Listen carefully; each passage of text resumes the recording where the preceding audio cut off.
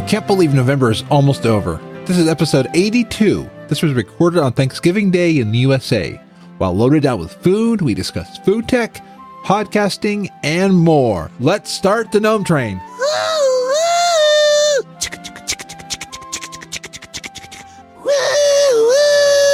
Welcome to FrazlCast, a podcast by a Blizzard fan gnome about World of Warcraft and geeky stuff. I promise you, they do talk about the World of Warcraft. They just go off the rails sometimes. Hello, Internet. It is Frazley the Awesome Gnome. Each week, I am joined by awesome people from Azeroth and beyond. Let's use my customized ultra-safe transporter to head on over to meet up with this week's guests.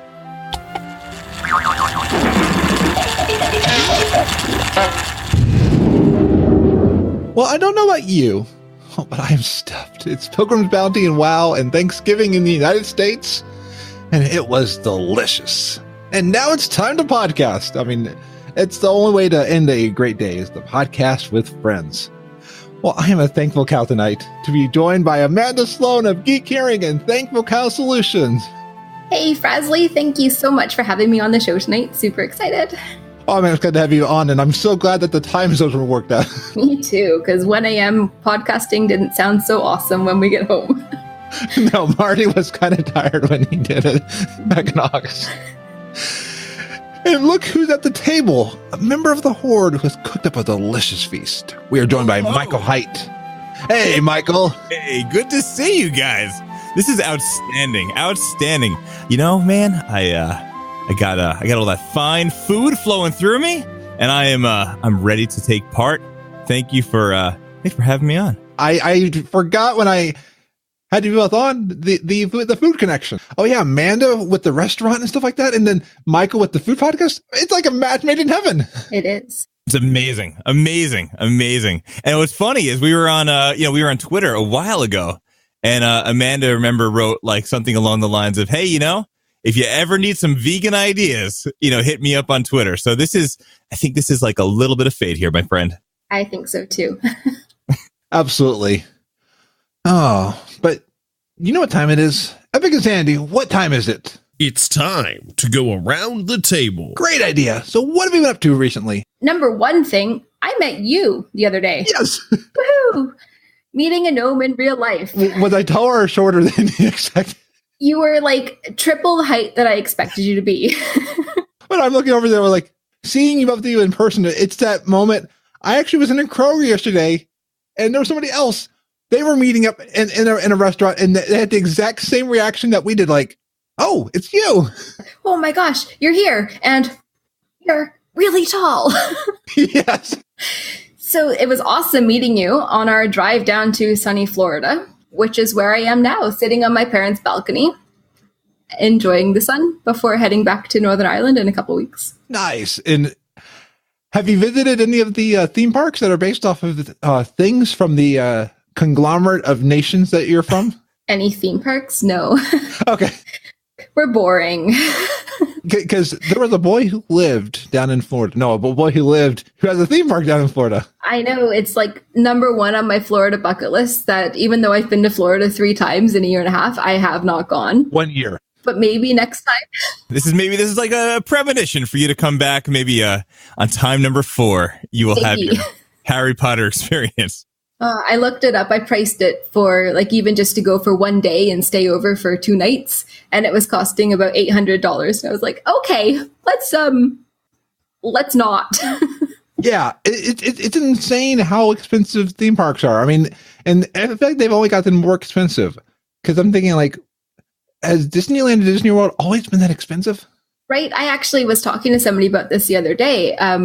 Couldn't believe like when I was looking up the prices, and I was wondering, have they always been this expensive? Because like I'm so thankful to my parents, and if they've always been like this crazy expensive for taking me to Disney when I was a kid, because I couldn't afford it now. Yeah, I'm the same way. It was like Lego sets. I know that sounds like a weird parallel, but it was theme parks with Lego sets that my parents bought me as a kid, and I'm like, both of those are insanely expensive now. You have like the 5 o'clock moment where you're like, all right, what are we going to do? Are we going to stay in the park? Are we going to eat something here? Or do we like ever so gracefully kind of dip out and then go somewhere else for dinner? Yeah. I have hardly played any video games at all because we've been traveling like at my parents' house in Canada and here for the past almost 3 months. But we did make some friends in their small town in Ontario that are our age exactly. And like we found out when we were there that the town they live in has an average population age of 80. So finding other people in their 30s was pretty exciting. Yes. And finding out that they are massive board game enthusiasts was even better. So we got to play some really rad tabletop games. Nice. Do you guys play any tabletop games? I've tried. I do better when the computer tells me when I'm doing stuff wrong. I don't remember all the rules. And typically whenever I do board games, I have, let's just say, family who will realize that I messed up and will call me on every single time that it is advantageous to them. And I have to be like, I forgot about that really weird rule that if I don't call out Uno and hop my foot 3 times, that I will then get your excess pieces. Fantastic. We have some friends that live near us. They've been trying to get us to play Catan. Am I saying that right? Catan? Ooh. Yeah, sounds like Catan. I haven't played yet. Currently, I have a 3-year-old and a 6-year-old. So my board games are typically Chutes and Ladders, which is probably not up to snuff. So I think if we could actually pull this off, I think a little follow-up conversation with a little knowledge of Catan, I think I'll be much prouder as a geeky adult to get some good feedback on that end. Yeah, I can't. I've never played it. Shock face. Oh, okay. I've played it once. I own it, but I've never pulled it out again. I guess there's a lot of rules in that regard. Yeah, and it takes like 3 hours to set up and tell everybody, here's all the rules. So true. We were playing this one called Clank, and it's a turn-based card game where you build up your hand by spending your cards. It sounds kind of confusing, but it's really cool. And you have to go in a dungeon and collect gold and stuff. If you guys ever see it, pick it up because it's awesome. Sounds good. And play it with really patient friends, Frazley. Okay. Yeah. That seems to be the key overwhelming part for you, sir. Yeah. And family that is a little bit more forgiving. So that's about it for me, other than my website for Geek Herring, my podcast, is going live tomorrow. Nice. All being well, let's touch wood and make sure that nothing crazy happens overnight. My co-host and partner in Geek Crime should be getting everything set up tomorrow. Nice. Congratulations. Thank you. I'm always interested. What's the platform behind it? Just because I find website design fascinating. She has used WordPress with a Divi theme. Okay, nice. That's one. I've never used Divi themes, but I've used WordPress, and I hear a lot great about Divi themes. And WordPress, amazingly customizable. Yeah, WordPress is awesome. I've got all 3 of my business/hobby websites on it, and use Divi for my blog as well, and it's fantastic. Really easy to use. Hey, I should look at Divi themes. I got a few WordPress sites I'm going to have to redo. Thanks. Great recommendation. You're welcome. I'm glad to share the Divi love. Very nice. I may have to make a giant leap away from Google Sites and move on to the world of 2007, and Yeah, I think so. Do Google Sites even still exist? I know. They did they released a beta of the new version of it, but the only thing about it is in the if you look at the little black text underneath the links, it doesn't do the best job of summarizing with the explanation of the website. So you get a lot of randomization, but it works okay. I think all this talk of WordPress is maybe a little inspiration to kind of move forward. Pretty great. Absolutely. And Michael, what have you been up to in the world other than working with Google Sites and eating a lot of food and then messing around with Scarlet 1828 456? Let me tell you something. Listen there. Amazing inspiration to us all, Mr. FrazlCast. I don't know where I would actually be without you, but I do know that you are a big proponent of Squadcast. Oh, absolutely. Whenever I tweet you or touch base with you 11:30 at night with handfuls of wires and blood, sweat, and tears, you're this would be a lot easier if you just download this app. Where you're at right now is the limit of my knowledge, and I'm looking at I hope I'm giving you the right information. I know enough to break things, and that's. I'm surprised that we've gotten to episode 82 of this show without everything falling to pieces. Dude, I feel like I swam halfway across the English Channel right now, and it's decision time. Do I go back, or do I just keep on going? And I don't really know where things shake out as far as this goes. Kick Tripod gave me some amazing, interesting ideas. I got some good information on the Scarlet forums, but I think this is a nice little cozy place to be. I think this is a little moment is inspiring me. But check this out. All right. So as you know, Mike Levine, my co-host in Food and Fury, has been making some fun of me for my leveling. So I have, the game just came out a little while ago. I am 119 and pushing forward. Nice. So I just finished it out with my boy Baswamdi, and I do miss him. After that Volpara Cobra Commander experience, I was ready to move on, but you don't have to finish that off and then clean off the dust off the other 11 110s that need to make their way up.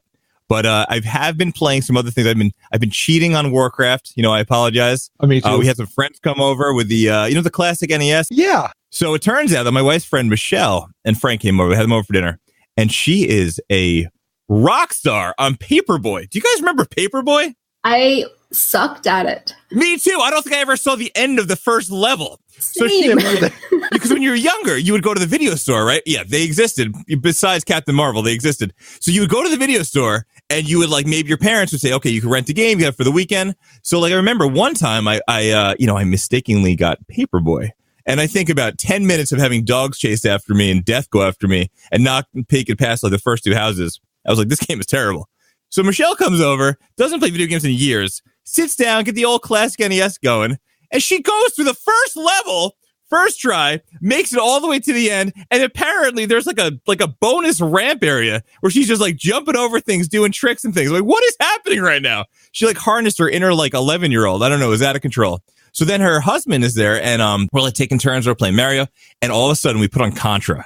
Holy to the moly. I have not played Contra in years. That is a beautiful thing. Come on, guys, say it with me.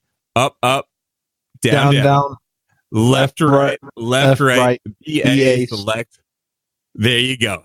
So you get 30 lives, and then the beautiful thing is when you kind of die a lot, when you continue, you still get your 30 lives back. So you keep going. It was an absolutely amazing experience. So there we were, the old 39 and 40-somethings going back to our NES days, and it was absolutely fantastic.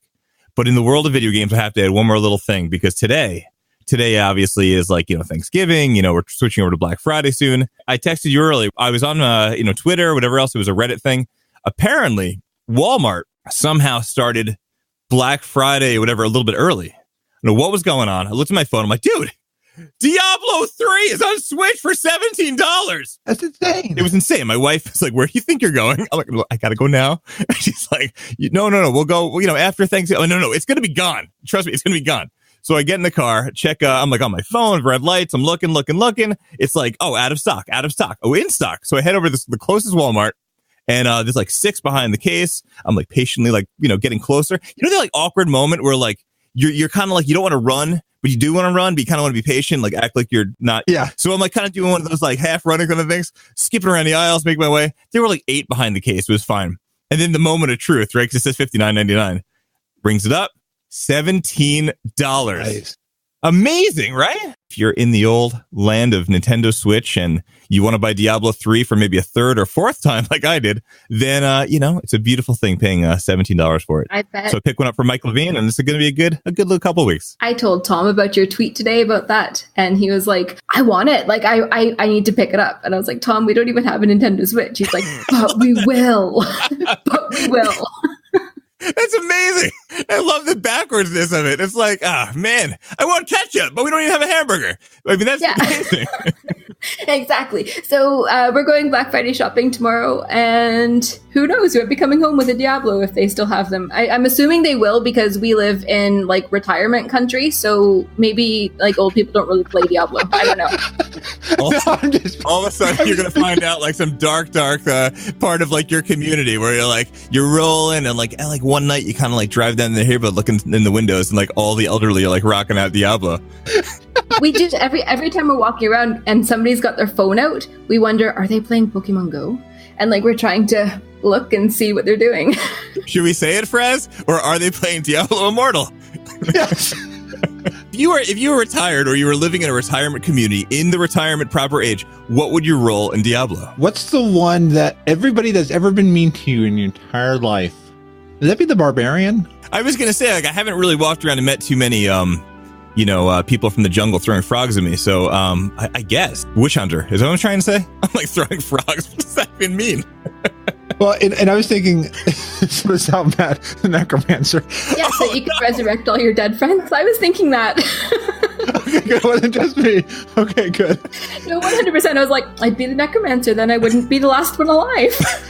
Send your hate mail to FrazlCast@gmail.com. You got me thinking we almost covered the Warcraft Go tonight, but I was like, I don't know if I want to talk about that Kotaku article right now, but Warcraft Go. There's a Kotaku article, and the article itself has some questionable authenticity. I'm not going to say it's right or wrong, but their interesting thing is they said that there's a Warcraft Go supposedly in development. I was thinking, okay, if Warcraft Go comes out, would I still be playing Pokemon Go?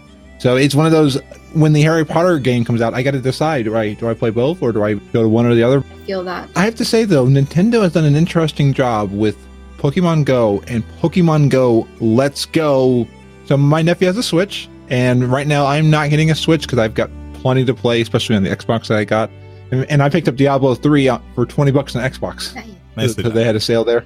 But the Let's Go on the Switch, it's actually a lot of fun. And one thing I didn't realize, you can play with 2 Joy-Con controllers.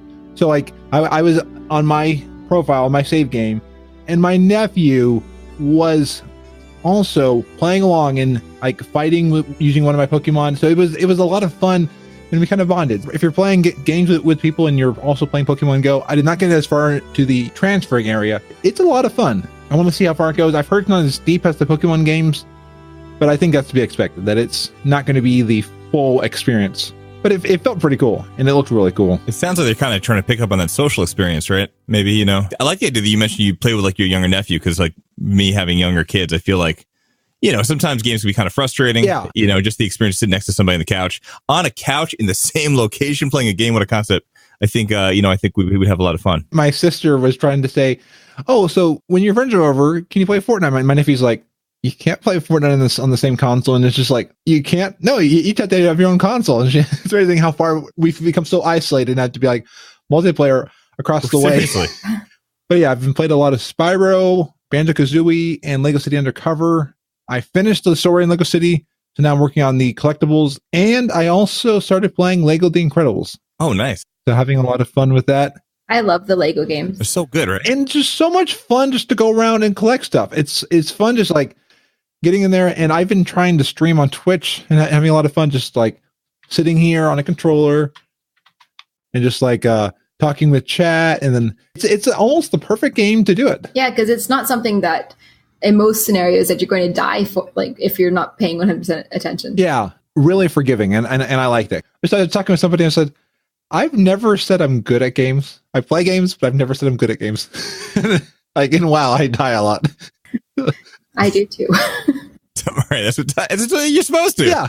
Otherwise, they would have like permadeath, and people would like loot your bodies. So we're okay. We're in good company here. If WoW had permadeath, that would be awful. Man. My wallet's been dying from all the buying stuff in Steam, GOG, and Humble Bundle. Like I found they had the old Titanic adventure game on Good Old Games. I bought the entire Telltale collection except for Wallace and Gromit. Someone was saying if on Steam, if you own it, you theoretically should have it forever. Mm-hmm. Those are all going away, right? Yeah. Now, the cool thing is Walking Dead has been picked up by Skybound. So the final season is going to come out, and they're going to bring back all of the Walking Dead games, because that's one series I need to play again. I got through the second season, and I never went farther than that. In WoW, working on emissary quests and working on reps and such, I got exalted with Storm's Wake. Nice. And I did the originals quest, but kept dying. So I've only completed it once, then you go back and do it again. Man, I don't even know what that quest is. It's been so long since I've logged into WoW. It's all the original dragons from, I keep calling it classic and vanilla, but all the ones from vanilla, which will be classic, but they are incredibly tough. Mm-hmm.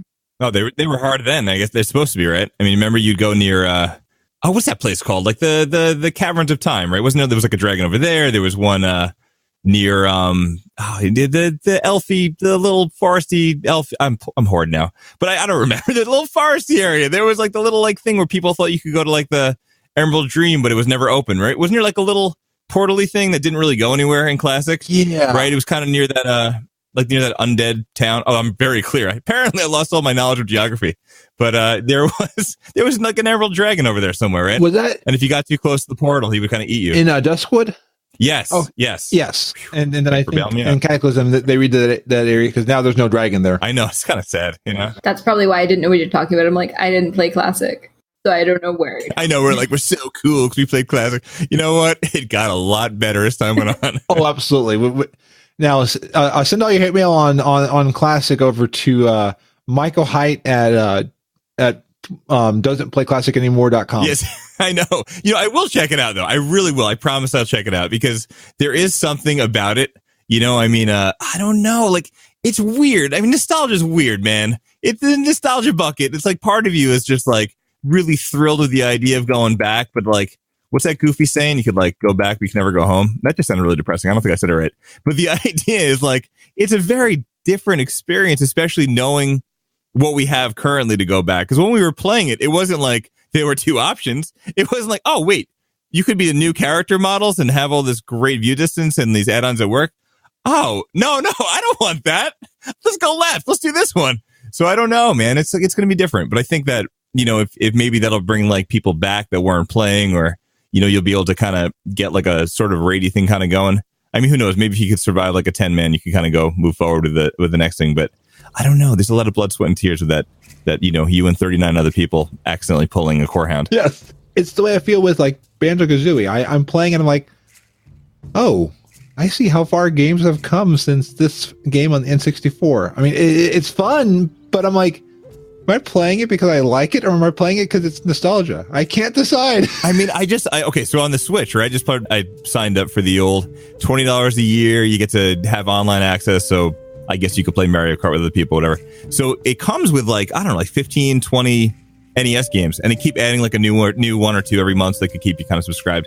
And they gave us Zelda the first month, and then they gave us like Zelda Special Edition. Now that's nice because you get in and they give you like 8 heart containers, like the second sword, a ring, and like the blue flame and all that good stuff. So it's kind of nice, kind of gets you warmed up.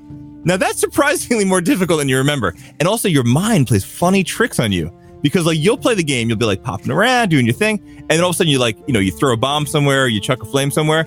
And you either you totally remember where there was like a hidden staircase or a cave, or like you're like lying to yourself and your mind plays tricks on you, where you're just like bombing the entire wall and nothing shows up. You're like, I totally remember this. Come on. So that was kind of an interesting experience. Played a little Metroid. That is so much harder than I remember. I guess I'm just not as twitchy with my hands as I used to be, because that was holy moly. If you die in that, you go all the way back to the beginning. I mean, you keep your stuff, but you'll go back to the beginning, whatever the geographical zone that you're in. So, if you go down like, an elevator or else, you go to that beginning of that zone. But if not, you're going back. You have to collect energy. Oh man, I don't know. Nostalgia. Whew. Yeah. Man. I actually played a game of Oregon Trail this week. Ooh. Oh my God.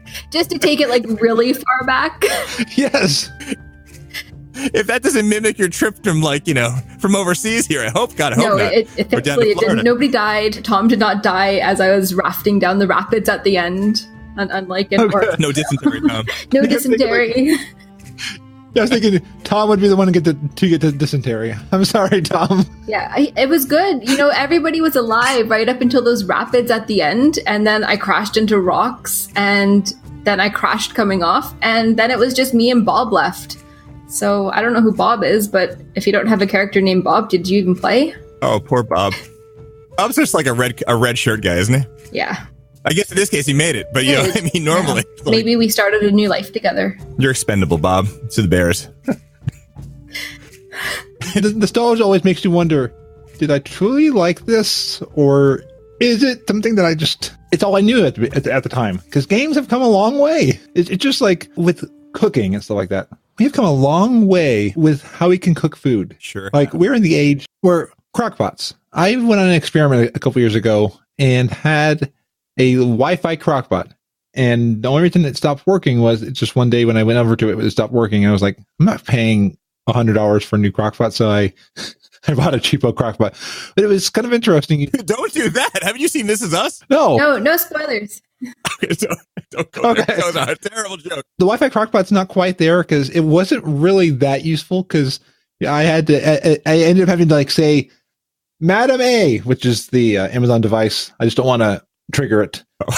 I would say, start crockpot for so long. And like nowadays I just click on the little button and it starts. I mean, the only thing I don't get is I don't get I had it where my hue lights would flash when dinner was ready. So that was kind of cool. And I would get a notification. I don't get that now. Now you just walk over to the other side of the room and you go, boop, boop. You're like, okay, I did it. Yes. Yeah. Or you just like say, hey, Mom, when that works down to like 30 seconds, just start flickering my lights for me, okay? And the thing with crockpots, it's always 8 hours on low. So I don't know exactly what it is you're doing over there. Yes. So it's one of those, like, because like even like leaving it in the crock pot to start at a certain time, the food's going to get bad if you don't cook it. So it's an idea that I get the idea, but it's expensive. So yeah, just go for a cheapo crock pot. But Amanda, you had a restaurant. I did. A few years ago, I opened my own restaurant. It was a healthy fast food restaurant that was supposed to be like, I don't know if you guys know Deliciously Ella. It was before Deliciously Ella, but we had like the same idea to have salads and soups and healthy bowls and just provide healthy food to the town we opened in. But then we found this really incredible induction wok that changed our entire business model. Like, imagine changing your entire business model for one piece of equipment, but that's what we did. So it was like this induction wok. It was basically a rectangle with a sphere, half sphere cut out of it that only got hot when you put the right pan on it. And then your food would cook in the pan. Because we had this amazing induction wok, we were like, oh, let's just do stir fries. So cool. So it changed. Nice. Those things are pretty amazing, right? I mean, that you could keep the temperature just like stays exactly where you dial it in, right? As long as you have like a magnetic pod, right? Just kind of the idea. That's it. It was amazing. It was like the coolest piece of technology. When we closed down, I was really sad that it had to go away. Take the induction wok with you. Yeah. I know. So you could walk away. Oh dear. Waka. If I had a ska band, I would call it Induction Walk. Oh, nice. I would listen. So yeah, that was our coolest like food technology. We had lots like state of the art. Well, not even a state of the art coffee machine, but a really nice coffee machine. Like soup pots and a gas stove, which is not very common over in Northern Ireland. So like we had lots of cool things, but that was pinnacle in terms of food tech. I hope you get an induction wok again. I hope so. Maybe one day. Switch or induction wok? Switch or induction wok? I don't know. The way you're describing it, get the wok. Yeah. I think it would be like 3 times the price of the Switch, to be honest. Well, probably. And both can summon Diablo. Yeah, probably. It depends if you leave your food in the wok long enough. So for Tom, instead of dysentery, it would be food poison. Okay. I'm sorry, Tom. You're just tying it all together. Poor Tom. This poor Tom is just going to be eating bad food from the wok or die. Oregon Trail or wok. This is just not going to be a good series of events for Tom. You always have Bob now. I have Bob. I'll just start my new life, my new wokless life with Red Shirt Bob. I knew there could be episodes. It always has. That is so cool, though. So you are doing prior to the induction wok and stuff. Were you cooking a different kind of food? No, we hadn't opened yet, so we were still working on our business model and like our layout. And then this guy was like, well, he wasn't he kind of was a random guy actually. Our architect was like, "Have you met Derek?" And we were like, "No." And then we met Derek, and he was like, "Induction woks," and we were like, "Sold." I can picture some guy with like a little cheesy mustache coming in like a used car salesman, or like comes to like sell you like a shower rod. Hi, have you seen an induction wok? Pretty much. That is so accurate. It's not even funny. So it changed our entire business model. We hadn't opened yet, so we could do that. At our bead store, we have it used to be an old Italian or Mexican restaurant next door, and we use that for our training center. Somebody wanted to repurpose the kitchen there that we now use as storage to be a juice bar. So I was thinking we would be a bead store and a juice bar, and he wanted to give us part of the profits. That sounds good. I mean, like hippies like beads and juice, so totally makes sense. So nowadays, would juice be juice, or would they be wanting vapes? No, like health people, they still want juice. Okay. I always look for juice when I'm out and about and traveling, and I'm like, oh, I'm so thirsty, I need juice. And then now we just need the induction wok and the Wi-Fi crockpot. So that way we can all work together to make sure amazing. You're going to make it all work, aren't you? Yes. And Michael, you've experimented with different tech for food. I have. I'm like a weirdo. I want to try and play around with everything I possibly can. It's funny because like there's so many things that are out there that you just kind of want to buy it all. But I think it was like Alton Brown, whose big thing was like, if you buy something, it better have more than one purpose. Otherwise, it just doesn't belong in my cabinet. So like, there's so many things that are out there. And Mike, and Sarah joined us at our show recently, and we were talking about waffle irons. And there was an email that sent something in about, convincing his spouse to buy a waffle iron. I'm like, I'm not getting involved in your marriage life, man. But the idea is that you could do so many fun things with waffle irons. You could take like things like macaroni and cheese. You could take stuffing from this said fine holiday, and you could make falafel. You could do. Yeah, you could waffle so many things and have fun with that. Sous vide. Oh man, come on. Sous vide is amazing. For you live in a house that has a kitchen as small as mine. I have a food show, but it's kind of like a big joke that my wife and I can't really even like almost pass by each other in the kitchen, so small. But like a sous vide is cool because it almost gives you like, I guess it's kind of like induction in a way, because what happens is you kind of set food to a certain temperature and then it cooks out like whatever you want the final temperature to be. So like if you're cooking a steak and you want your steaks to be like 134 degrees Fahrenheit, or let's go for the vegan route. You're cooking carrots or something like that. Then, you can throw a little rosemary, a little butter, a little salt and pepper in with your carrots. They cook, and then you attend to other stuff in your kitchen. And then when it's time to kind of put everything together, then you turn back to the sous vide, grab your stuff, and then you kind of finish it all up. So it's kind of nice for making things happen when you've limited space. You know what? It sounds like silly, but probe thermometers are like an amazing little tool. People tell you to get a thermometer, you poke the food, you check on it, and then like, what do? You wait 20 minutes, check it again, maybe it's too late. So they sell these little probe thermometer guys, get them like Bed Bath & Beyond, Target, whatever, like $20. And then what happens is you get like a thermometer it's usually magnetic. You like stick it on like, your oven range, whatever else. And then there's like a silicone wire that runs down, and you take this probe, you put it into the food, and then you could set like on a dial, what do you want the final temperature of whatever you're cooking to be? And then when it reaches that temperature, it starts beeping. So it's like amazing. You could go sit on the couch, do whatever else. And then, when your food's ready, instead of waiting for the old belly button plastic doohickey to pop up, then you could kind of go that route, and it's kind of fun. Let me tell you what not to buy. How about that? I think that there's people that want to spend $1 gajillion and have like 16,000 knives. How about you just go to Marshall's and you get yourself a decent 8-inch chef's knife, and you stop buying all that garbage that you don't need? Because I think that one chef's knife really, for the majority of people that are cooking, I think starting out, I think that really would save people some money so they could buy some other fun little gadgets. So many options, so many fun things out there. I like what you said about multiple uses, because there's so many things like, hey, this one thing can make your eggs look like Betty White. Why do I need my eggs to look like Betty White? I was right that one too. What does Betty White have to do with Tom? Betty White shaped eggs have to do with Tom.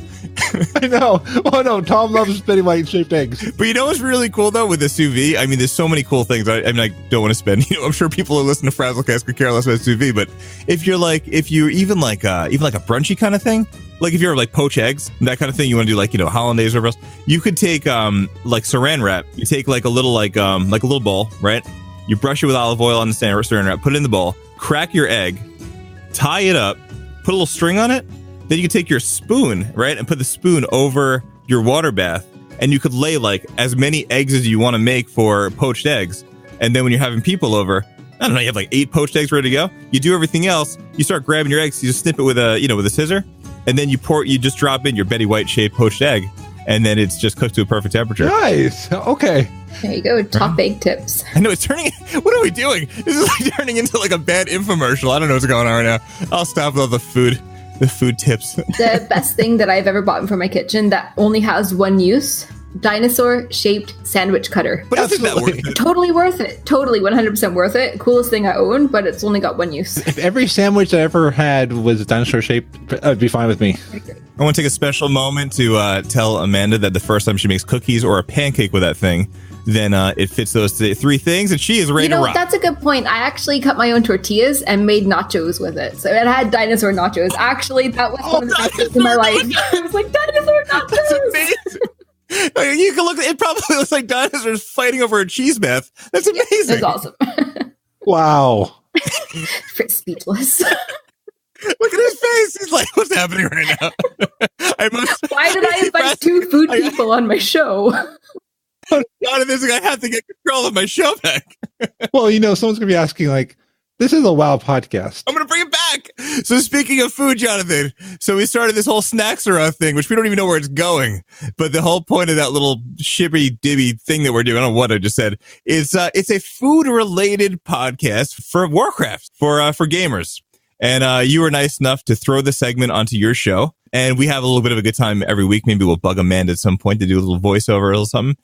And our goal was just to like allow gamers who maybe aren't into cooking or maybe a little bit nervous about food to, maybe just up their game when it comes to snacks. Because, when you're sitting down, you got the old loading screen on and there is a battle for Azeroth about to happen. Do you want the frozen stuff you throw in the microwave? Or can you maybe up the game a little bit, up the ante? So whether that be like roasted chickpeas, right? See what I did there? Or if you do, something else, we've been trying to do some fun stuff. So I think we can tie that food back to Warcraft in some way. Yeah, absolutely. So. And food is the best thing to do while you're eating. And food is the best thing to do while you're eating. I totally agree. It's better than eating like rocks or grass or air. I mean, unless you're traveling on the Oregon Trail and you got nothing left. That's actually how you get dysentery. It's like licking rocks. That is good information to get on a podcast. And I've got two podcasters here. You know who wouldn't eat rocks? Bob. Bob wouldn't have eaten rocks. Bob didn't get dysentery. So, I could safely say he didn't eat rocks. And I think Bob would listen to Geek Herring. I think he probably would. I think everyone should listen to Geek Herring, whether you're a geek or not, to be honest.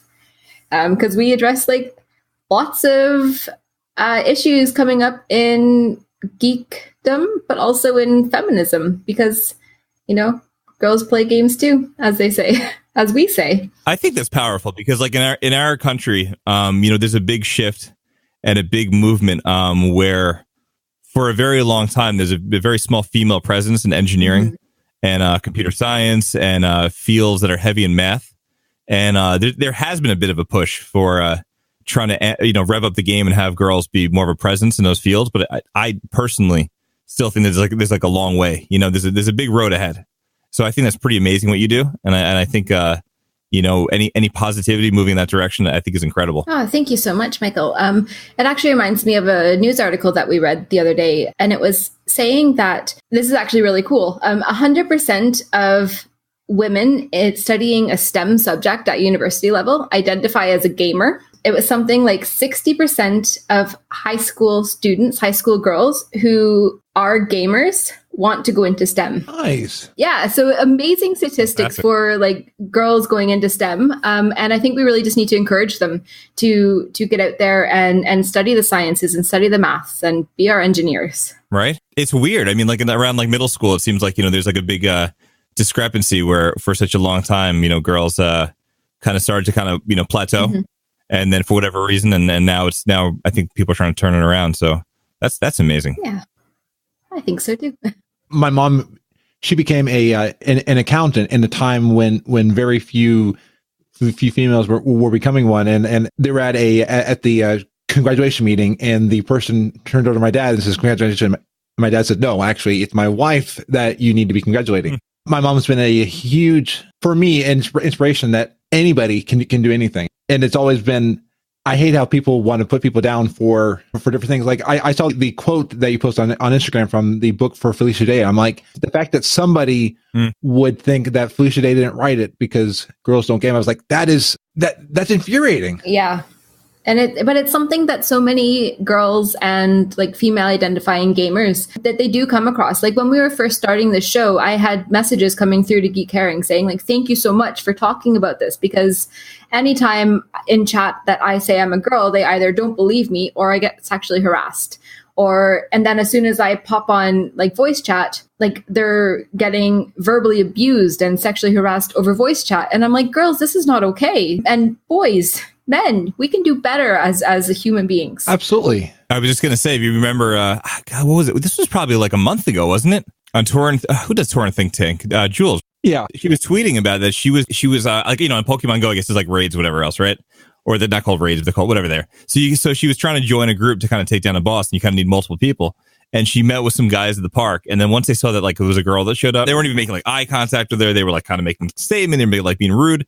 And it was like she completely helped them take down this boss, whatever it was. Even afterwards, they were kind of jerky about it. And it's like, it blows my mind because like in our geek culture that we have, this is not cool stuff that we're doing, or at least it wasn't years ago. I mean, now it's like we just have had enough of like not being cool. We're just like, we embrace it. But I think like within that small microcosm, like, wouldn't that be the place where like people are kind of looking out for each other and building a better community? But I guess like, we still have some room to grow in that regard. Yeah, I mean, you would think so with being such a marginalized group and being the outcast like all through most of your life. And now doing that to somebody else, it doesn't make sense. It's like, it's not what's underneath my pants that's going to make me a good or bad gamer. It's how skilled I am. And the only thing I could think of, and even then it is incredibly immature, is that maybe they feel like they aren't a good enough man if they can't beat something with that. I'm like, that is so immature to have men feeling that way. I am glad that you've started to get caring. Watching my niece grow, I'm excited to see where she's going to go. And I want people to be inspired to not stop doing something just because of gender or anything. Just do what you're good at, what you want to do. Do it. Do what makes your heart happy. Do what makes what you're passionate about, and screw what people say about you, unless they say like, good job, you're doing really great. And then just keep doing more of that. But if it's negative, just fight it. Actually, don't even put your blinders up, fight it and be like, actually, that's really not cool what you said to me there. And this is why, and you're a dick, and let's move forward. Because we all need to be yelled at appropriately and equally for standing in the poop. No, sorry, I'm trying to bring it back to Warcraft. I just say I've been enjoying the episodes. I need to catch more of them. I'm so behind on a lot of podcasts, so I'm trying to like catch all of them. But like I have loved like the one I was listening to was the Warcraft one. That one was so cool, and you brought up some awesome points. I think what was cool is even like it brought up a whole dimension to Harry Potter that J.K. Rowling didn't want beautiful, attractive people. J.K. Rowling wanted people that had smarts, that had intellect, but also people that are outcasts in society. I was like, that's awesome. It really shows why it is the one for people that are bullied. It's that rallying fandom that I think that we need. I agree. And I could get totally started on the whole Johnny Depp argument right here because of that point you just made, but I'm going to tone that back because just tune into the next episode of Geek Herring to hear all my thoughts on that one. Nice. I will check that out. What is one bit of advice that you would give to a fellow content creator? Just start. It doesn't have to be perfect. You can plan for weeks. You can record 100 episodes. And if you're not out there getting feedback from your audience, from the people that you want to connect with, there's no point in doing it if you're just going to hoard it. So get out there, start, get your feedback, and it doesn't have to be perfect. I like that you said just hoard it because I thought you were referring to Michael. We're for the alliance over here. But I would have to say that yes. For the food. No, I'm being outnumbered. No, I would have to say I agree with everything as far as just doing it. I think maybe from the perspective that I think life gets very complicated, and there's so many things that you could set out to do that feel like I have to first do this, then I have to do that, then I have to do that, and then to get something creative off the ground could be so overwhelming. Podcasting or doing any of this stuff is incredible because you could just start with some really basic stuff. Get on iTunes, apply for your RSS feed, very simple stuff. All these videos are on YouTube, everything else. And you could go from idea to finished product and just do it without seeking out all these people's approval and having meetings and having discussions and all these other things. So I think there's a simplicity to it where people maybe just don't realize that. And it's just such an amazing feeling. And then when you put it out there, there's that weird freaky feeling of like, whoa, people are going to hear what I sound like, whatever else. But just this idea that you created something and it's out there, and maybe you don't always hear back feedback on how it is, whatever else. But if you have 20 listeners, there's 20 people like in a bar that showed up to hear you. So that's incredible. And I think that there's just this overwhelming, amazing community. I mean, look at the three of us. We're hanging out right now. This is incredible, And like you wouldn't be in these circumstances if you weren't doing this stuff. I love it. I'm new. I'm so new. I mean, we started in May. Even in that small time, I mean, meeting you guys, meeting Jonathan, Facebook, and we started with Pat Krane on the Pat Krane Launchpad, and we were trying to figure out what to do. And then I think that kind of got us in the Facebook group. That's kind of how we hooked up. I think you just have to be willing to ask for help. This stuff, it's not competitive. It's a community. So if you go in it with the right attitude and you want to help each other out, there's room for everybody. And I think just maybe the willingness to just try and, make some friends along the way. I think it just happens and it's fun. It's a lot of fun. I agree. It really is the community aspect that makes it better because, like you say, if you're talking to 20 listeners, that's 20 people in a bar. That's 20 friends that you might have that you wouldn't have otherwise. Right. And what's so cool is I don't think I would have met either of you if it had been for the podcast community. It's true. We would have been gamers playing WoW, but it was getting to know you through the community, through the podcast. And then like, hey, let's get together and chat. I mean, and tonight, if nobody else heard this other than the three of us, it would be a success for me. I mean, I'm still going to be editing it to hopefully more than just the three of us hear it. But tonight has been amazing. Like I'm laughing. And I feel like I'm getting to know both of you more and stuff like that. Like I'm learning that I need to get an induction walk now. I mean, we all need induction walks, right? Yes. Like high-fiving.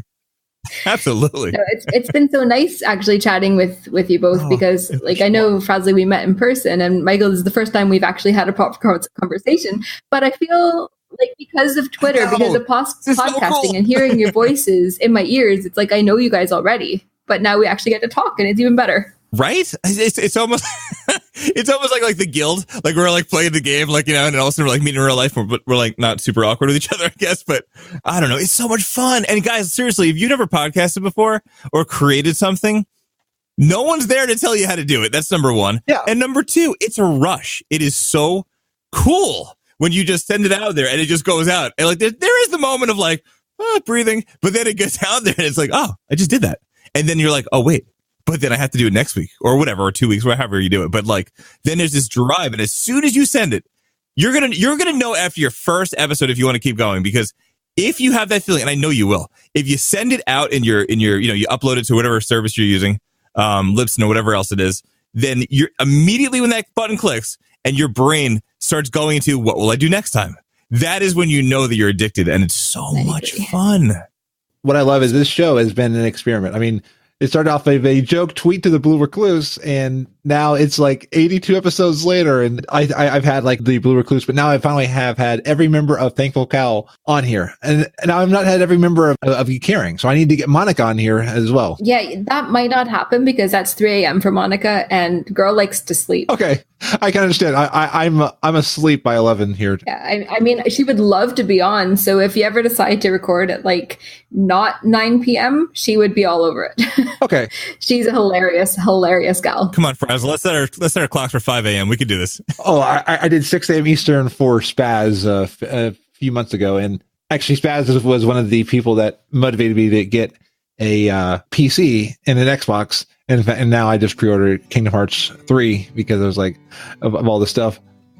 But one thing I want to make sure before we go, I don't want people to just think that the two of you are food experts or that the two of you are like podcasting experts. I want them to also know that you have a history of WoW. How did you get into WoW? So when I first started dating Tom from the Blue Recluse, this was back before the Blue Recluse even existed. He basically told me that he couldn't date me if I didn't show at least a little bit of interest in WoW. I mean, it's okay, Michael. I see your expression there. He said that to him, and I said, I'm sorry, Tom, I can't date you unless you have a beard. So we've compromised. So I started a character on his account and I played a bit and he was like, okay, this is fine. Are you enjoying it? I was like, yeah, it's fine. That was the end of that. Yeah. If you said no, he'd be like, get out. Luckily, he was at my house. So if it wasn't okay, he'd just been like, right, I'm out of here. See ya. So that was just over 7 years ago. I stopped playing after that. But then it was August 2014, so just a little over 4 years, he asked me if I wanted to level a Worgen up together. And I was like, what the hell is a Worgen? That was my first question. My second thought was, sure. So there we are, leveling up Worgens for and a bit years ago. And that is how I started. Now I'm kind of obsessed when I don't sub all the time, but if I'm not subbing, I'm probably leveling something like 0 to 20 to learn the lore, because I'm a huge fantasy book nerd, always have been, always will be, and learning the background story is something I love. Going through the starter zones, I've gone through almost all the races and just have been like leveling characters up to 20 when it's still free. If I'm not doing that, I'm reading a book like the Big Chronicles, or I just finished the War of the Agents. It took me like a really long time to do that because the author wouldn't be, he's not as fun as Christy Golden, I'll just say that. It took me a long time. Yeah. It's 3 books. Feels like a thick book. And it took a long time. And I kept putting it down in between books or halfway between like reading one. I was like, I need a break. This is terrible. I mean, it's really cool learning the story, but wow, this is dry. I've had textbooks like that. Yeah, it felt like a textbook at times. So that is my main background in WoW. And I definitely am with you that the more I've learned the lore, the more I feel a deeper appreciation to it. And the fact that like Christy Golden is really working to create the story as deep into the expansions, that excites me because when I learn like this person's here for this or like how this modified this, it really feels like we're looking at history. It looks like we're looking at something that happened. I agree. Christy joining the WoW team like officially as a writer is, I think it's one of the best things they've done in years. They for a long time it was almost like you wouldn't get the full story if you didn't read the books, you know? I mean, now she's amazing. I mean, now that like, you know, she's part of the team, they're kind of building, you feel like the story is happening around you, even if you're not reading the books necessarily. But back towards the earlier part of like the lore, I feel like unless you played Warcraft 3, you kind of almost need to read like Rise of the Horde and all that kind of stuff to get that really cool background between, you know, Thrall and that whole thing. And then, you know, the whole, you know, slave encampment and all that stuff. But it definitely gave you like a better understanding of both sides. It's very, very cool. Yeah, it's true. One of the characters that I was leveling, I think it's a panda. And I was like, I'm going to learn everything like panda right from starter all the way up. And I was like, Tom, I don't understand what's happening. He's like, oh, cataclysm happened, so you're going to actually miss loads and loads of history. And I was like, oh, okay. And that's when I started on the books. That's why I would love if they could let us go back to the zones pre-cata without going back to the classic, but like go everything up to Wrath, because it'd be fun to see what changed. Like someone was telling me for Wrath of the Lich King, there are events I'll never be able to experience because I wasn't here for Wrath of the Lich King. I agree. See, now Michael didn't have that problem, Mr. I've been here from vanilla. I know, doesn't that sound so jerky? It really does. It does. And I got to tell you, I got to take myself down a couple pedestals here. Because when I started out, oh my God, I moved back to New York for grad school. And I had some friends that I went to high school with, and they were like, oh, we're going to get this game, Warcraft. And I was like, all right, let's check it out. Because I played Warcraft 3, but I didn't, you know, whatever. But so we got the game. And then I kind of thought that we'd be playing together. So we get in there, Night Elf Hunter. I know. So we've been Night Elf Hunter, and I remember like getting incredibly frustrated. He heads up in one direction, I go in the other one, and I am getting my butt destroyed by a level 6 owl. And it was like, I'm like, this game is stupid. So I think I switched I switched away from the hunter because at the time you didn't really get a pet until like level 10, I think it was. So it was so brutal. But I'm like, I think. Maybe in the regards that, oh, hey, look at that. I think in regards to kind of like how you like to know the lore, which I love the story. I just kind of felt like as time was going on, you know, when I was younger, I used to read, you, Mr. Pizza Head. I used to, if you listen to the audio, that makes no sense. Frazley just put a pizza on his head. I remember I grew up, I played with some kids and we played Dungeons and Dragons. There was this player's handbook. So if you're not familiar with Dungeons and Dragons, like if you run the game, if you run the show, if you watch Stranger Things, there's like one person that kind of runs the dungeons, right? But then everyone else is kind of a player. So if you're a player, you're not supposed to peek into the Dungeon Master Guide because it's like kind of like top secret stuff in there. But you can look at this player's handbook, and the player's handbook is a lot like Warcraft. It was like about all the characters, what can they do, what are their abilities, all this other stuff. So I felt like when I was playing Warcraft and I got into this guild Ronin Blades on Gilneas back in the day, I kind of felt always like kind of like not like I was rising to the right par of my level experience. So I kind of felt like I had to learn about all the classes, which turned me into a total altaholic. So I think just like this feel like if I could play every character at least a little bit, then I feel like I'll play my character better. And I think it's just so much fun to have alts. And I mean, at one point I remember deleting a level 56 rogue because I was like, I made this really vile mistake where I thought that someone that I saw with a skull flame shield and a sword was a rogue. I don't know why I thought that a rogue would have a shield. So I was playing. Character had armor made of toilet paper. Delete. I deleted a level 56 character in vanilla. Started over again, and I did that kind of thing for a long time, and I think it's just so much fun to explore different kinds of characters and what they do and find your place in a raid or you know or where you're useful in a group. And these days you know, Mike Levine got me involved in PvP, which I swore off for years. I'm like, this game, PvP is terrible. Who wants to run around and hit each other with, it's not the kind of game. I don't even play first-person shooters. So he gets me involved in this. I love it. And we were both rolling around as Death Knights. He was a shaman for a while. We played Death Knights as Blood. And it is, oh man, if you're playing it, okay, if you're afraid of tanking, I get it, because there's a lot of pressure as a tank. But try playing a tank outside of a raid. Oh my goodness, it's amazing. You play a DK or a Paladin, you go Prot or a Blood. Oh man, it's like almost like a little bit like cheat mode a little bit. You go Panda, you get your induction walk, you throw your barrels, you're all set.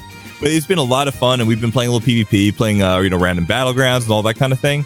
And I think like for me, I just love learning and playing, and a new class comes out, I want to play it. Now I have young kids, and I'm hoping to find a little bit more time to get my 11 other 110s to 120. But I don't know, man. I love the story. I think it's so good.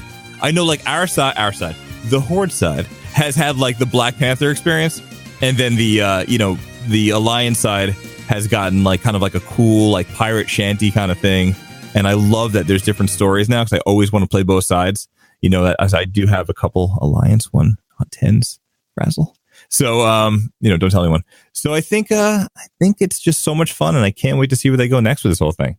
Because I think both of you brought up amazing, cool, different things, and now I want a chef class. I know we have cooking.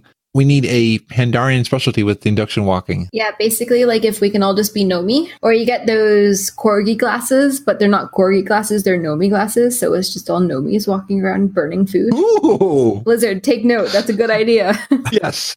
That'll be amazing. Imagine in the game if like a year from now, like you all of a sudden you're like looting, and all of a sudden you see like there's like the walk of sloaniness or something, and you're like, I got an item in game. That's amazing. Well, okay, so what would be your item in game? If I just totally made one up, but if you had an item in game with your idea, what would it be? I've never seen a walk, so I guess maybe it would have to be something else. Oh, I don't know. Ask Frazley first. Maybe a shield. Maybe a shield. Yeah. Maybe a shield could be like a cooking surface. Imagine your induction walk is a shield. You totally do that. Or I just clobber people over the head with it. And you flip it. That would hurt. Yes. And after you clobber them, to bring up your well-fed buff, timer goes off. Ding!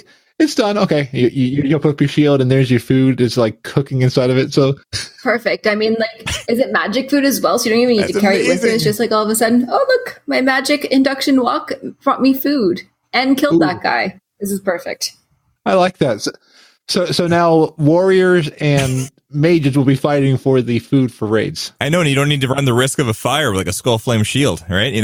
We already had one Teladrosol moment. We don't need a second, So I am already in game. I'm going to display. I have a character in game, Wilfred Fizzbracket, and Here Regard Sound. I am going to claim is Frazley. Fair. I mean, it's selfies, blue hair. It's a gnome. So that basically is you. Yes. When Tom and I came up to that part, we were like, "Oh my God, it's Frazley! Has Frazley seen this yet? We need to tell Frazley." and then once I was there, I went over to the vault and saw the Fallout 76 vault that they put in for Mechagon. See that? I think you just need to Reddit your character's backstory, and all of a sudden to make total sense. Yes. And then we all transferred to Argent Dawn, and we become our peers. Yes. Better Argent Dawn than Goldshire. I was just going to say that. I'm like, let me keep it appropriate. Well, I think with that, wow, this has been a great episode. Well, thank you both for joining me on the FrazlCast. Where can we find you on the interwebs? You can find me personally at Falamoya Krava on social media, so Instagram, Twitter, and Facebook. And you can find the show Geek Herring at Geek Herring. On Instagram, Twitter, and Facebook, and our brand new website, geekherring.com, which should be up live tomorrow, and it will definitely up by the time the actual podcast goes live. So yay! Congratulations on that. Absolutely. And it's going to have a sweet merch store as well. Ooh. Oh, nice. I will have to buy a shirt. I like buying shirts of shows I like, because then it makes the show feel more real. I mean, it's whenever you see a thing online on your phone, but then you are wearing the shirt, like, wow, this is a real thing. Super cool. I'm going to check it out too. And Michael, where can we find you? It's so funny. I feel like at the end of my podcast, when you can find this show, social media. Okay, so you can find Food and Fury and Snacks Roth and our recipes and more on our website at foodandfury.com. If you don't feel like you want to listen to the earlier episodes that are cringeworthy, but you just want the recipes, they're all up there. We've been documenting all the recipes that we've been doing, with the exception of Chicago deep dish pizza, which Frazl was on. Every other recipe has been a darn good success. I'm at Twitter. I'm at not Michael Heit. You can find Mike Levine at Real Mike Levine. You can find the pterodactyls in Amanda's house in Florida. And if you dig gaming snacks, it's like you're being attacked. They woke me up the other day too. So, in short, before we all get eaten by dinosaurs, for Food and Fury and Snacksaroth, head on over to foodandfury.com. I'm at not Michael Heit and the Food and Fury show or Snacksaroth on Twitter. That was the most confusing thing. I was like, what is that noise? Where is it coming from? It is all of the dinosaur-shaped chips that are now coming sentient. It's true. Those nachos, they're just like, you know what, Amanda? This is it. We're coming to get you now. Oh, no, it's like Toy Story, except they're nachos. I'm sure if this is an absolute nightmare or... Sorry, did you see that? No, I didn't even see it. Tom came up to this glass door and just started jumping up and down and pretending to be a dinosaur. Oh, no, I missed that. Where is he? Well, I think with that, I'm going to head back to Iron Forge. So, night, everybody. Oh my gosh, where is this show going?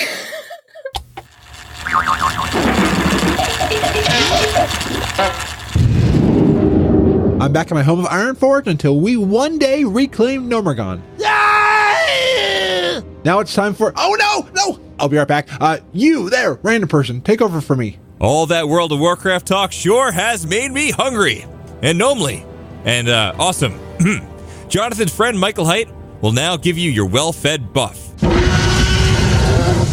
Holy moly! Watch out for those Terra. Tom, are you okay? It's time to gather your sword and board. Let's enter the kitchen with Food and Fury. 3, 2, 1.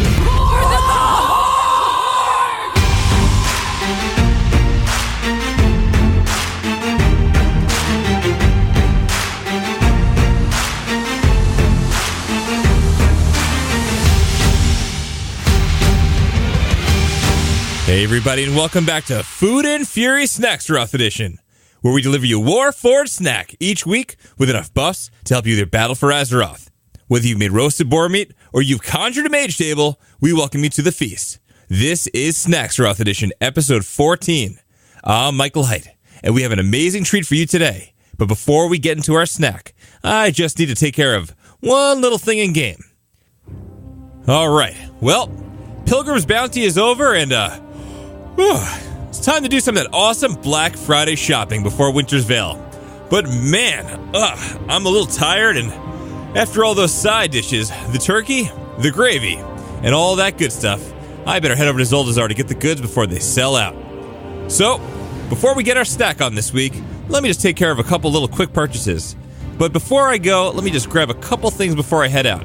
Let's see, better grab my new pre-order of Azeroth Pet Battle, let's go. And grab those new glasses in case it's a little sunny outside. Alright, off I go. Mage Portal? Let's do it. Holy Pugachoo! I choose... You gotta be kidding me! This whole town has been overrun by perky pugs? See? This is what you get for deciding to leave your house for Black Friday shopping. Maybe something went wrong with the pet battles. Did the pet battles... Well, hello there, and greetings to you, my friend. Happy Pilgrim's Bounty. Holy Snacksaroth! The pugs can talk? Or maybe I can only hear this one. This is like Detective Pikachu. I must be born to be an Azeroth pet battle trainer. Maybe you might want to take off the glasses before you make any rash decisions. These Horde are horrible engineers. Oh man. Whew, what a relief. Wait, it's you! Those weren't turkeys, those were squirrels, you sick... good thing I grabbed a real turkey for good measure. Parting a squirrel. Ugh. Well, they are trying to take over the world. Sorry to interrupt you two. What you been needing to buy this holiday season? These gifts will sell out with the quickness. Grab these deals before you're too late now. Well, the Hula Girl doll was a nice addition to my Mecha Walker. Ooh, the polished pendant of edible energy, focusing one's metabolism. This pendant allows the wearer to draw energy from ordinary food and drink, even heal wounds. Ooh, how gnome-tastic! I just finished eating a holiday dinner. That would be an awesome purchase. Ooh, and the compassionate critter's friend. I can sneak up on the squirrels and I can barf on them and have them go like, ah, they barfed on me. Dude, are you you could already do this stuff. You don't need to have that necklace. Hey, listen up, my gnome friend. It's the season of gifting. So I'm going to give you the gift of... Oh, my gnomeness. You're going to buy me these? Wait, stop. Frazley, I'll tell you what. Don't be a sucker, man. Doing business with Grifta is not a good idea, even if it's Black Friday. Oh, don't be a naysayer. This do exactly what it say. And I be saying the truth. Fraz, take it from me. You are an awesome gnome, and you only need... I'm not going to convince you, am I? Let's see what's cheap.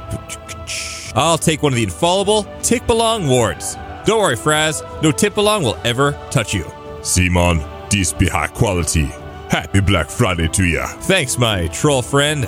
All right, I've had enough. I'm gonna go shop from Battle.net. Battle.net? What's that? Ooh, whoops. Don't want to break the old fourth wall now. No bother, my friend. Happy Black Friday to you. Ha ha, Tick-Belong, you can't touch me. Squeeze! There's nothing better than the one-hander of the snack dessert world than Rice Krispie Treats. But how about we improve on the quality of life and snacks, and this year, we're going to bring you salted brown butter Krispie Treats. To get started, get yourself an 8-inch square cake pan with 2-inch sides. Then what you're going to do is you're going to take some wax paper or parchment paper, give it a little spray with oil, and press it firmly and evenly to all the edges and corners. This will make your job a lot easier later on. All this shopping has made me hungry. When I think of my little gnome friend here, I can't help but think of snap, crackle, and pop. And now for the ingredients. You're going to need some unsalted butter, a bag of marshmallows, sea salt, and Rice Krispie cereal. Now this is where the magic happens. You're going to take out a large pot and you're going to start melting your butter over medium-low heat. It's going to melt, then get a little foamy, then it's going to turn a little clear golden, and finally start to get brown and have that nice nutty smell. You're going to keep stirring and scraping up any bits from the bottom as you do. Do not take your eyes off the pot, because if you get impatient, it might start to burn. As soon as the butter gets on that nice nutty color, turn off the heat and stir in those marshmallows. That leftover heat should get those marshmallows to melt. If not, turn on the heat just a little bit until the marshmallows are nice and smooth. Then you're going to remove the pot from the stove and stir in the salt and the cereal together. Now, all that's left for you to do is to take it and spread it out into that prepared pan. Using a spatula can help you spread it out nice and evenly. Now, you have to show all that patience, let it cool, and then cut it into squares and get ready for that gaming session. And if you want to go heroic, pick you up some of those cocoa pebbles, and instead of the 6 cups that you would use normally, use 3 cups of crispy rice cereal and 3 cups of the cocoa pebbles. Having that mixture is going to give you another layer of flavor. And if you want to go mythic, because some of you want to go mythic, get yourself a small bag of white chocolate. Add about 3 tablespoons of white chocolate chips into the mix as you're melting down that marshmallow. That white chocolate's going to add another layer of complexity and good, sweet flavor. All right, my friend of the Grummels, so I think that's going to do it for our food buff for all. With a little prep time before you log on, you can enjoy this delicious, sweet, salty, crunchy, oh so satisfying snack of the one-handed world for dessert that'll make you want to skip those packaged treats and go right for the homemade goods. If you get a chance, check out our food and cooking podcast, Food and Fury. This week on Food and Fury, we're doing the real deal Holyfield of Eggs Benedict. No deal with Boswamdi required. You can find this show, social media, and this recipe and many more at foodandfury.com. And if you get a chance, give us a shout on iTunes, even if your blood runneth blue. And of course, a big thanks to the one and only gnome that has Horde street cred, Frazley. For the Horde, for the Alliance, and for the food. And for me and for Mike, we'll see you next time. Bye-bye. Oh boy. Squeeing is harder. Sorry about that. Those pterodactyl came in and disrupted the show. Thankfully, a level 120 Beastmaster hunter named Chris Pratt tamed them. Sadly, Red Shirt Bob didn't make it. Well, that's been another packed episode of FrazlCast. I do want to say I'm thankful to you for listening to this show. Every week I get to talk with different people around Azeroth, and it's always fun to hear what you think of each episode. Every guest who's been on the show, and every listener to this show, means a lot. I hope one day to turn every listener into a guest. I want to get to know you better. I was on episode 25 of General Chat. I had a great time. There were some topics there that I had never been asked about. It was really interesting to kind of think about my history, and I hope it helps somebody. Definitely listen if you want to learn more about me and how my upbringing has shaped who I am. General Chat is a great podcast, and I highly recommend it. And I was also on Show Me Your Mic, episode 121. We talked about podcasting. I tried to explain WoW to somebody who hadn't played it in a while, so it was a lot of fun. Now that we've had our fill of dessert, it's time to head on out of here. So I am Frazley, and you can find the show at FrazlCast.com. Until next week, be awesome.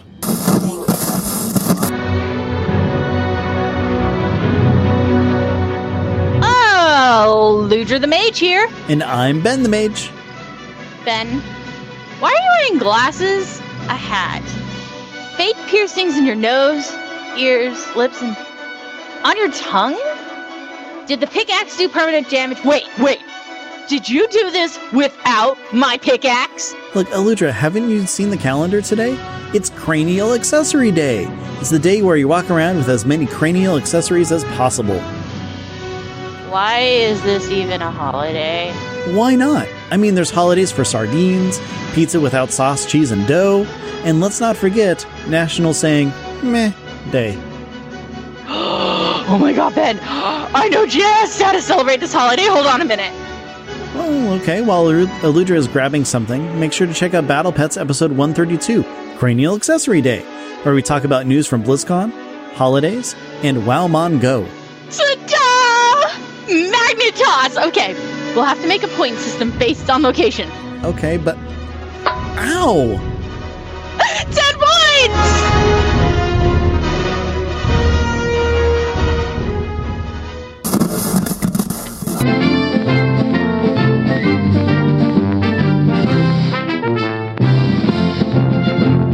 Welcome to the Frazley Report, a short news report by me, the Awesome Gnome, about the World of Warcraft.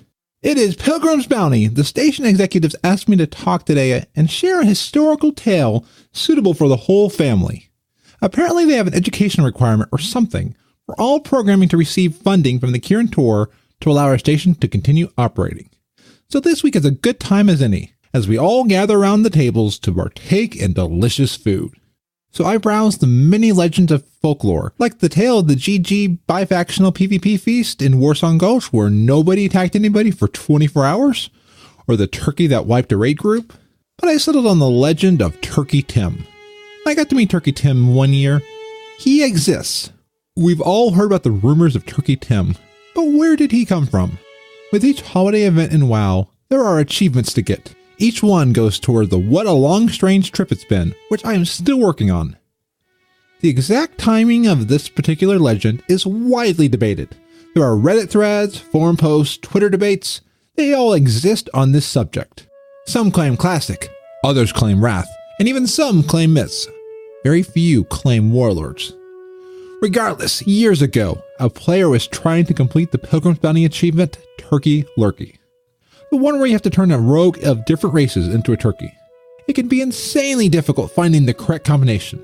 Rogues by their nature stealth around. It is even harder now, especially as the majority of players are no longer in Dalaran, as we were in Legion. Now we are each in our own factionally aligned cities. The details of the legend change based on who tells it, but this version is the one my parents told me one year during a Pilgrim's Bounty feast at our home in Ironforge. So one Pilgrim's Bounty, this player was trying the hardest to find the last combination. They waited hours, which turned into days, just searching for that one final rogue. Finally, after being fired from their work due to a failure to show up for days in a row, they were about to log off. At that moment, they got a message from a character named Turkey Tim, asking them if they still needed a troll rogue. The player tried to reply, but got the character is offline message. They tried to mail them and got a message returned back that the character doesn't exist. They were devastated. However, Turkey Tim replied back at that moment saying to go to Durotar. The player tried to respond again asking if this was a joke, but got that character's offline message yet again. They were so angry at the person that was pranking them that they were about to log off and just mellow in the anger all evening. But Turkey Tim replied once more saying, "This is no joke. Hurry out soon." The player raced to Durotar, not expecting to find anything. They looked high and low, believing that they must be so tired that they are having a dream. They started to pinch themselves to make sure that they weren't dreaming. You know, the old cliche that's used in a lot of movies and stories. And lo and behold, the chat log showed that the messages from Turkey Tim did come through. All of a sudden, near the troll starting area, they saw a troll rogue. They were sprinting over, trying not to trip. They got in range and blasted that troll rogue into a turkey at the same time that the achievement popped. And Turkey Tim waved and vanished. He messaged the player as he vanished saying, "Never forget to do something amazing to help make your fellow player's day." The player was crying in joy, and they were so happy. At that moment, they fell asleep at their keyboard from exhaustion. Thus ends the tale of Turkey Tim. And I can verify that the tale is true. Years ago when Turkey Tim messaged me, it was a dwarf rogue I needed. Others have told me that Tim knew the exact combo they were looking for. One was a gnome rogue, one was a goblin rogue. Turkey Tim is out there. Don't give up. And please don't forget to go to work. You need money for that WoW sub. Thank you, Turkey Tim, for showing us to be kind to our fellow players. And thank you for showing up when we need you.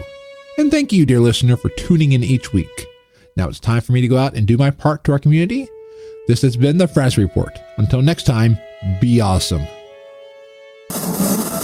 FrazlCast is a fan podcast that covers Blizzard games. We are not affiliated with Blizzard Entertainment. Views expressed by the host and guests are their own. Some of the art, music, and sound effects come from Blizzard games and are owned by Blizzard Entertainment, Inc. No copyright infringement is intended. Want more awesomeness every week? Visit weeklyawesome.com. Weekly podcasts to make your week better. Remember to smile and be awesome. This show is brought to you by Dragon Powered Studio. Find more at dragonpoweredstudio.com.